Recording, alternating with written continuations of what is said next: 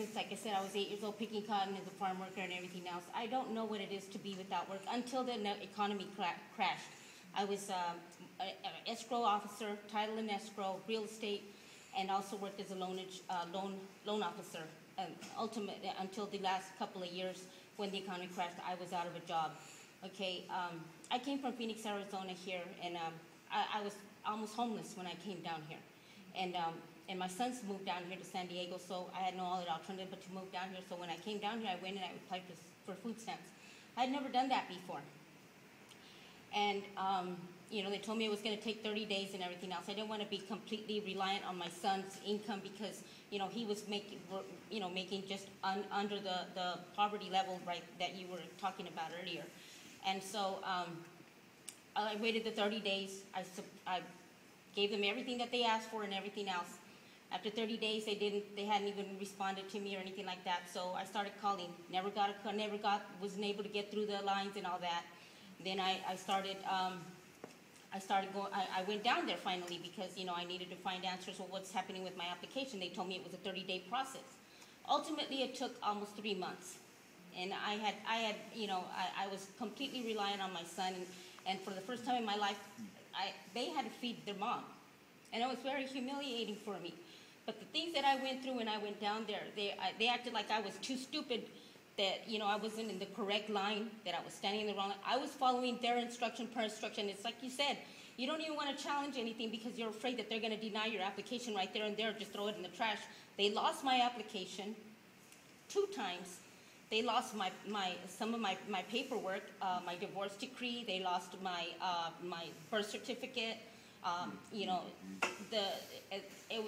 I had to keep bringing it back. I had no other alternative because they said that I hadn't done it, turned it in. But I knew that I had, and ultimately at the very end, they ended up sending me the wrong card, the wrong food stamp, EBT card.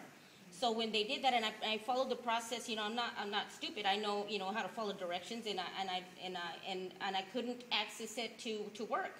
So I kept calling the number and putting in my information and the PIN code, the whole thing.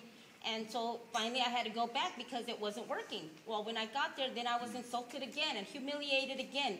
And the fact that they're right there in behind the glass window, it didn't mean anything. They were insulting me right there to my face. You know how these stupid people are. This is exactly came from the casework. I mean, the girl that was standing behind the window, saying that we're used to us, I guess, ignorant people are just used to them doing all our work for us. Well, it wasn't my mistake. It turned out that they finally found out that card didn't even pertain to me. They sent me somebody else's card. And so, just even standing in the... Right. And then while I was standing there waiting for for the other card, because they went to go get my correct card because it was there in their office the whole time. And here I've been waiting for months for them to give it to me. Well, when I was standing there in line, they said, okay, so-and-so, number so-and-so, get over here to line so-and-so. So I go and stand over there. And while I'm standing there waiting, they close the drapes on me and say, okay, well, yeah, you can come tomorrow. And I'm like, wait a minute, I've been here for like 7 hours, 6-7 hours.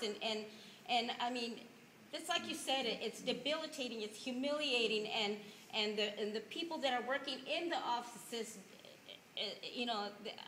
I can't even tell you how horrible that is that I felt, because I wish I had a job right now. I wish I had a job. I never want to go through that ever again. But just the fact that I'm not the only one that's going through this. I know because I heard all the people sitting there in the same office, complaining that, oh, this is my 3rd time, or, I'm pregnant. I still haven't been able to see a doctor, and just on and on and on and on. So the fact that, like this lady says that, well, nobody's ever complained, I don't believe that. I don't believe that I'm the only case because I heard it and I was there. I just wanted to say that, and that's why I came to the meeting. I'm really glad that you shared your story. I'm really glad. So